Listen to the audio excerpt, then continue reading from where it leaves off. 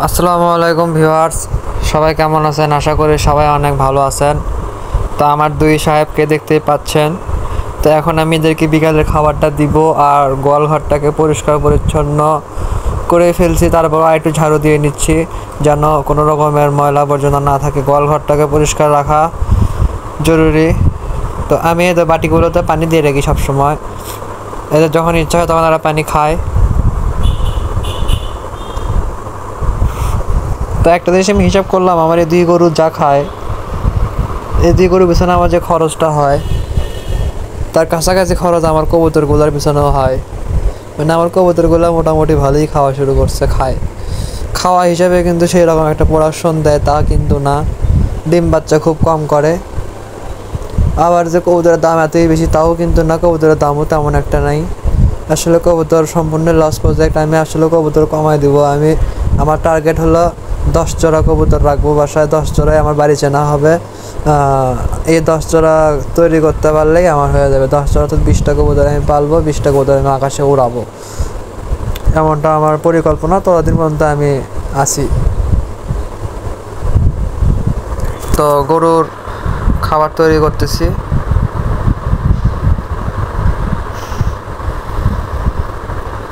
তো আমার ছোট বাছুরটা মনে করেন যে একটু ফাজিল হয়ে গেছে। ওর জন্য কোন দিন বোধ হয় আমার ফোনটা ভেঙে যাবে আমার যা মনে হচ্ছে। মানে ওই বেয়াদব হয়ে গেছে এক কথায়।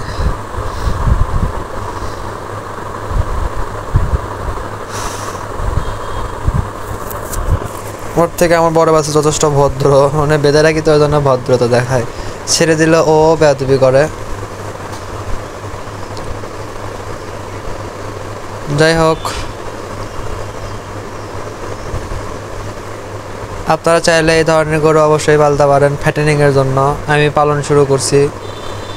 দেখতেই পাচ্ছেন, যারা আমার ভিডিও শুরু থেকে দেখেন, প্রথম থেকে দেখেন, তারা কিন্তু অলরেডি বুঝে গেছেন যে আসলে গরুকে ঠিক মতো খাওয়ালে গরুর শরীর স্বাস্থ্য অবশ্যই ঠিক হয়। গরুর শরীর স্বাস্থ্য আরও ভালো হয়। তো আমি কিন্তু রেগুলারই চেষ্টা করি একটা জিনিস, খাবারের পরিমাণটা একটু বাড়ায় দিছি। আর খাবারের যে মিক্স তালিকা, ওই তালিকাতে মনে করেন যে আমি আরও ভালোভাবে কিছু কিছু খাদ্য যোগ করছি যেন গরু খাইতে পারে। তো আমার গরুর উন্নতি হয়েছে, এটা আমি মানি। আমি এই গরুর আগেকার ভিডিওগুলো দেখছি আর এখনকার ভিডিওগুলো দেখতেছি। তো গরুর মাঝে আমি অনেক উন্নতি লক্ষ্য করতেছি আল্লাহর রহমতে। আর 75টা দিন আমি পার করব, তারপরে আমি যাচাই করব যে আমি আসলে রাখবো নাকি বিক্রি করব। দাম পাইলে বিক্রি করে দিব। প্রথমত লসের টাকাটা তুলতে হবে। আমি ভালো টাকা লস করছি। প্রথমে আমার 3টা গরু ছিল, তার মধ্যে এখন এই একটা কালোয়া গরু রাখছি আর 2টা বিক্রি করে ওই একটা কিনছি। তো দেখতে হবে আসলে কি হয় না হয়।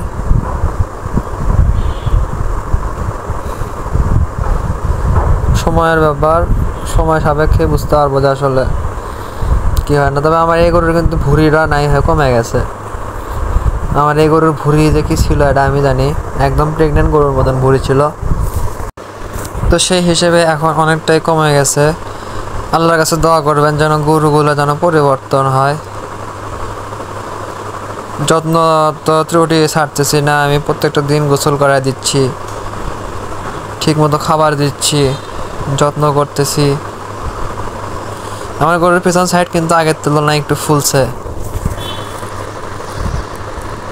পিছন সাইড আগে একদম কাঠ ছিল, কাঠ বোঝেন, মানে একদমই চিকন পিনপিনে ছিল। তো এই গরুটার পেছন সাইডটা যখন একদম ফুলে উঠবে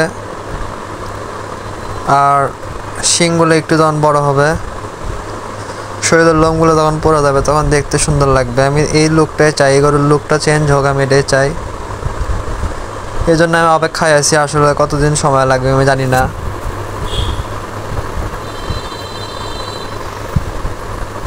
তবে আস্তে ধীরে উন্নতি হবে। আমার জানা নেই যে কি হবে না হবে। তবে গরুর সেক্টর আসলে খারাপ না। গরুর সেক্টরে লসও আছে, লাভও আছে। আমরা কাজ কাম ফেলা থেকে কিন্তু গরুর প্রতি মন দিছি, বাইরে আড্ডা মারা বাদ দিছি, দিয়ে কিন্তু গরুর প্রতি একটা ভালোবাসা তৈরি করছে। তো আমার এই গরুর কিন্তু 4টা পা কিন্তু চিকন না, আমার এই গরুর 4টা পা কিন্তু মোটা মোটা। তো ক্রস গরু কিনলে এরকম মোটা পায়েরই কিনবেন, বা এর থেকেও যদি মোটা পা হয় তাও কিনবেন। ক্রস গরু নিলে এইরকমই নেওয়া উচিত, বা এর থেকে ভালো নেওয়া উচিত, কিন্তু এর থেকে খারাপ নেওয়া উচিত না। চিকন পায়েরও ক্রস গরু পাওয়া যায় না এটা ভুল কথা, পাওয়া যায়, কিন্তু ওগুলা কিনবেন না, ওগুলা নেওয়ার থেকে না নিয়ে ভালো। একটু যত্ন করবেন, ভালোবাসবেন, তাহলেই হবে। আমাদের এলাকাতে অনেক গরু আছে, তো আমি এবার গরুগুলো আগে লালন পালন করে বিক্রি করে দিয়ে আমি ঠান্ডা মাথায় হয়তো বা 1-2টা গরু ক্রয় করবো।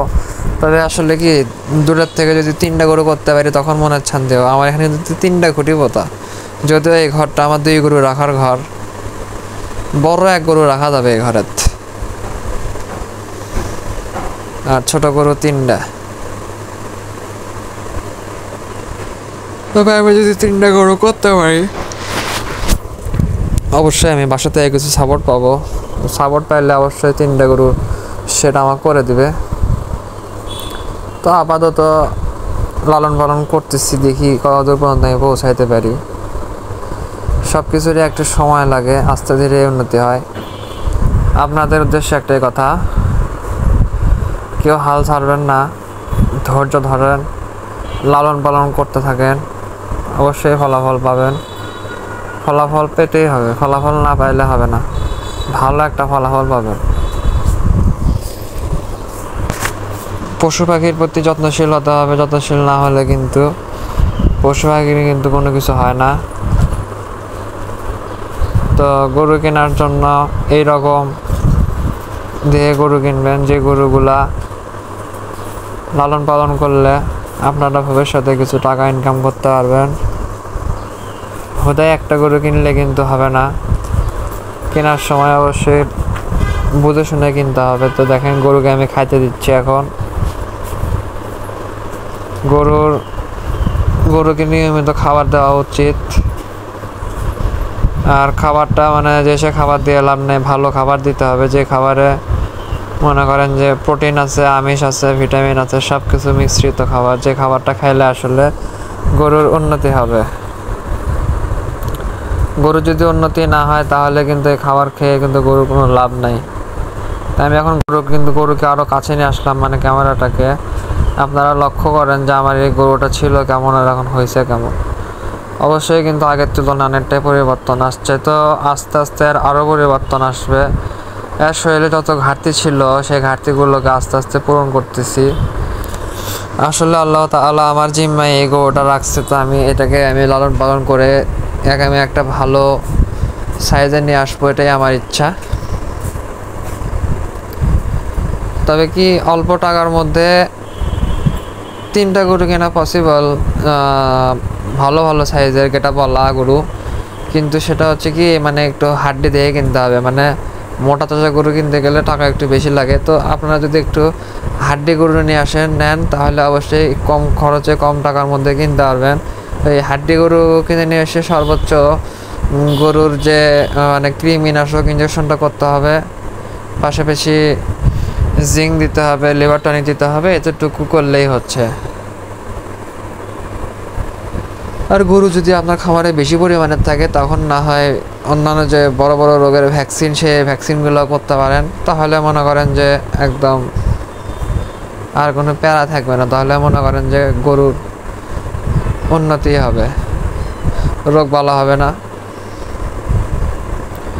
তো আমি 1-2 বছর আমি এই গরুর মধ্যেই লেগে থাকবো। 2-3 বছরে যদি বুঝতে পারি যে না, গরুর সেক্টরে আমার আসলে লাভ আছে, তাহলে আমি ফিউচারে আমার খামারটাকে বড় আকারে পরিণত করব। আর আমি যদি গরু কিনি অবশ্যই সেই গরুর কী দামে কিনছি, কী রকম গরু কিনবো না কিনবো, আমি প্রত্যেক দিন সেই ভিডিওগুলো ছাড়বো আপনাদের দেখানোর জন্য। আপনারা দেখে যদি কিছু বুঝতে পারেন, শিখতে পারেন, তা আলহামদুলিল্লাহ। যেমন আমার এখন খামারে মাত্র 2 পিস গরু, তারপরেও কিন্তু আমি প্রত্যেকটা দিন চেষ্টা করি আমার গরুর আপডেটগুলো আপনাদের মাঝে শেয়ার করার।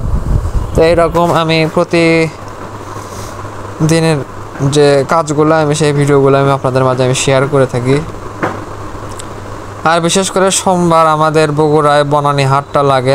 আমার বাসার এখানে বনানী হাটটা কাছে হয়, যার কারণে আমি প্রতি সোমবারে আমি বনানী হাটে যাই, যে কিন্তু আমি হাটের ভিডিওটাও আপনাদের মাঝে দেওয়ার চেষ্টা করি। আমি যেমন যে সামনের যে সোমবারটা আসবে, আজকে তো শনিবার, রবির সোমবারে পরশু দিন কিন্তু আমি হাটে যাব। হাটে যেয়ে কিন্তু আপনাদের মাঝে কিন্তু আমি নতুন একটা ভিডিও কিন্তু শেয়ার করব। যদিও আমাদের এই হাটে যে আহামরি হাজার হাজার গরু ওঠে তা কিন্তু না, সবাই অল্প কিছু গরু ওঠে। তবে আমি আপনাদেরকে সেই গরুগুলোর দাম, কীরকম দামে কেনা বেচা হচ্ছে সেই বিষয়ে কিন্তু আপনাদের ধারণা দিব। আর হ্যাঁ, একটা কথা বলে রাখি, কোরবানি ঈদ টাইমে আমাদের বনানী হাটে কিন্তু অসংখ্য গরু ওঠে। কোরবানি ঈদের আগে যে হাটগুলো হয়, অসংখ্য গরু ওঠে।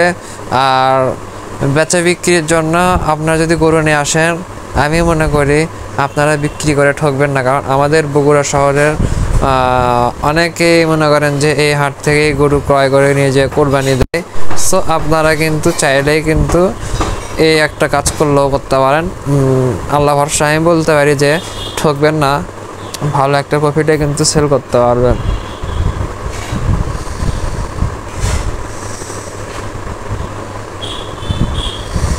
তবে কি গরুর কোনো বিকল্প নাই, গরু পালনের মধ্যে অনেক মজা আছে, লাভ আছে।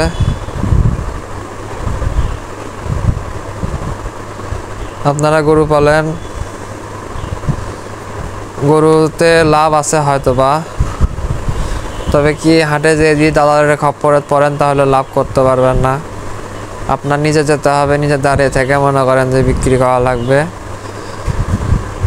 আর আকাশ পাতাল দাম চাবেন না, দাম চাবেন লিমিটের মধ্যে, যে দামে মনে করেন যে আসলে মানুষ কিনবে। হুদাই একটা দাম চাইলে কিন্তু হবে না, লিমিটের মধ্যে দাম চাবেন। যদি ভালো লাগে নেবে, না হলে নেবে না।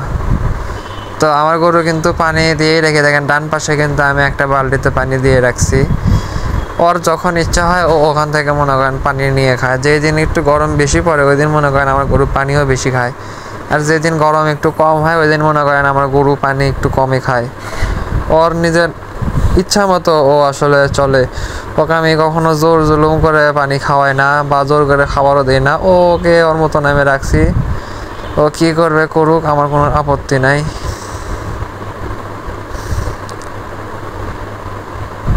তবে এই গরুটাকে আমি কিনছিলাম হাসুখালি হাট থেকে। এই গরুটা যদি কোনো প্রান্তিক লেভেলের যদি খামারি যদি কিনতো না, মানে গ্রাম অঞ্চলের, এই গরু থেকে আরও ভালো লাভ করতে পারতো। কেমনি এই গরুটার একটা অভ্যাস আমি দেখছি, এই গরু মনে করেন যে দুবলা ঘাস যেটাকে বলে আর কি, ঘাস লতা পাতা যেগুলো ঘাস মাটিতে জন্মায়, মনে করেন ছোটো ছোটো ঘাস হয়, রাস্তাঘাটে দেখেন না জমি জমাতে ঘাস হয়, এমনি এমনি হয় যেগুলো ঘাস, ওই ঘাসগুলোর খাওয়ার খুব আগ্রহ ছিল।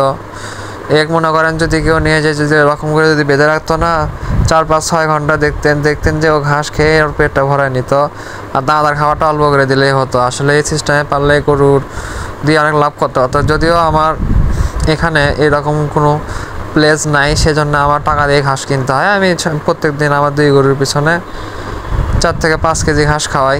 যদিও আমি ঘাসের পরিমাণটাকেও বাড়িয়ে দিব, আর 1 মাস পর থেকে আমি ঘাসের পরিমাণটাকে বাড়িয়ে দিব, খাবারের পরিমাণও বাড়িয়ে দিব। আসল কথা, যত বেশি বেশি খাওয়াবো ততই শরীরে লাগবে। তবে কি ভুট্টার গুঁড়াটা অত বেশি দিবেন না, দাম যতই কম হোক। ওটা খাওয়া সর্বোচ্চ পেটটা ফুলে, কিন্তু ওই হজম করতে পারে না। ওই 4 ভাগে 3 ভাগ হজম হয়, 1 ভাগ মনে করেন যে ওই রকম যেমন খায় ওই রকমই বাসাতে বের হয়। গোবরগুলো একটু গোবরের দিকে তাকালে বুঝতে পারবেন। এই জন্যে এমন খাবার দেন যে খাবার দিলে আসলে গরুর উন্নতি হয়। আপনার গরুর যদি শরীরে মাংস লাগে, অবশ্যই আপনি বিক্রি করে দাম পাবেন। এমনটা না যে আপনি কোটি টাকা ইনকাম করবেন, লিমিটের মধ্যে একটা ভালো দামই পাবেন, খারাপ দাম পাবেন না। তা ক্রস জাতের গরু আসলে পালা মজাই আছে। ক্রস গরুর মজাটাই এরকম, ও সব কিছু খাবে, যত খাবার আছে, মানে নষ্ট জাতীয় যত খাবার আছে যা দিবেন ও সবই খাবে, মুছে খাবে, যদি আর শরীরটা ভালো থাকে তাহলে। আমার এই গরু যে আমি কিনে নিয়ে আসার পর থেকে আল্লাহর রহমতে এই যে এর খাওয়া দাওয়াটা ঠিক ছিল, তাছাড়া কিন্তু এই গরুটা বাঁচার কথা ছিল না। এই গরুর যে শরীরের অবস্থা, এই গরুর বাজার কত ছিলই না। তো এদের ছোটো ট্যাবলেট চলে আসছে, ওরটা কিন্তু খাইছে, খেয়ে চলে আসছে এর খাবারটা খাওয়ার জন্য। তা আমি বিষয়টা খেয়াল করিনি। তো যখন আমার চোখে পড়ে আমি চলে আসি, মানে তাও অনেকটুকু খেয়ে নিছে। তারপরে মনে করেন খাবার দিবে না দেখে মারে মারে সরে দিচ্ছিলো। ছোটো গরুটা কিন্তু অলরেডি খাইছে, ওকে কিন্তু আমি পরিমাণ মধ্যে খাবার দিয়েছি। কিন্তু কথা আছে না, চোখ ভরে তবে মন ভরে না। তো চোখের খিদা মেটানোর জন্য আর কি ও ছুটে চলে আসছে যে কি কথা, এখানেও খাবার ওখানেও খাবার, আমি এটা খাইয়ে নিব।